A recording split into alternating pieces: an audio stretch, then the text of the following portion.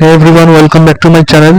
আজকে কথা বলবো ইন্ডিয়ান অ্যানিমেশন একটা ওয়েব সিরিজ নিয়ে, যেটার নাম হচ্ছে কুরুক্ষেত্র। এটা 18 এপিসোডের একটা সিরিজ এবং ক্রিয়েটর হচ্ছে আমাদের বাংলা থেকে কৌশিক গাঙ্গুলি এবং স্ক্রিপ্ট রাইটার হচ্ছে উজান গাঙ্গুলি, তার ছেলে। তো খুবই ভালো খবর, বাংলা থেকে একটা হাইলি অ্যান্টিসিপেটেড একটা কাজ এসেছে নেটফ্লিক্সে, সাধারণত আসে না।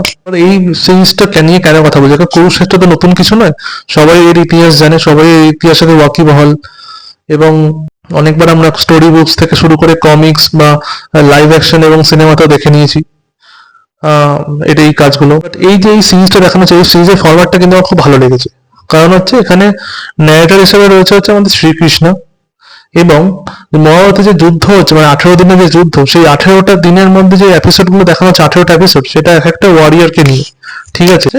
এবং তাদের পাস্ট থেকে প্রেজেন্টে কি করে এই যুদ্ধ অব্দি এলো, সেই রোডটাও দেখানো হয়েছে, যে কেন তারা এই যুদ্ধে পার্টিসিপেট করছে বা কি কি সিচুয়েশন তারা ফেস করেছে তাদের জীবনে, বা এরকম টাইপের জিনিসপত্র।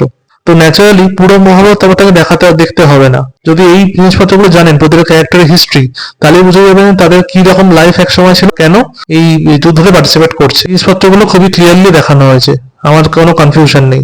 আশা করি আপনারাও দেখলে আপনারাও আনন্দ এনজয় করবেন, কারণ আজকালকার দিনে এই একটা ট্রেডিশন আমি দেখেছি যে মাইথোলজিক্যাল ক্যারেক্টারদের নিয়ে কেন এত ক্রেজ হয়, কারণ তারা যেই ট্রেটস, তাদের যে বিলিফ ছিল, সেগুলো দেখে লোকে অ্যাডমিরেশন পায়, ইন্সপিরেশন পায়, এবং তাদেরকে মানসিক শক্তি যোগাতে সাহায্য করে।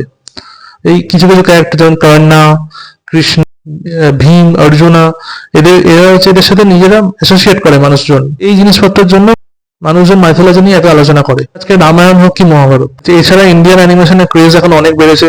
আমরা কিছুদিন আগে একটা ভিডিও বানিয়েছিলাম ইন্ডিয়ান অ্যানিমেশন নিয়ে, যেখানে আমি এই সিরিজটার কথা বলেছিলাম।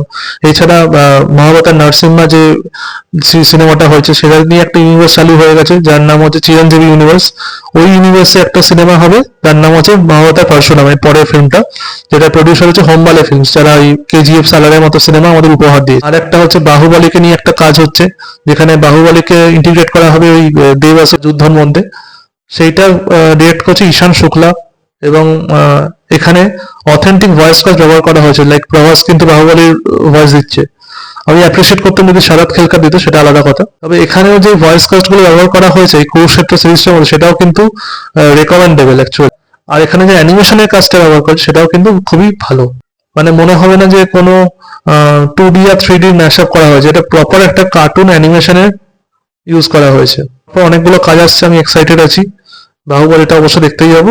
তবে আপনারা চাইলে এই সিরিজটা নেটফ্লিক্সে দেখে নিতে পারেন, আপনাদের ভালোই লাগবে, কারণ প্রতিটা এপিসোডের ডিউরেশন হচ্ছে অ্যারাউন্ড 8 ঘন্টা থেকে 45 মিনিটের মধ্যে। তো thank you for your time, enjoy করবেন।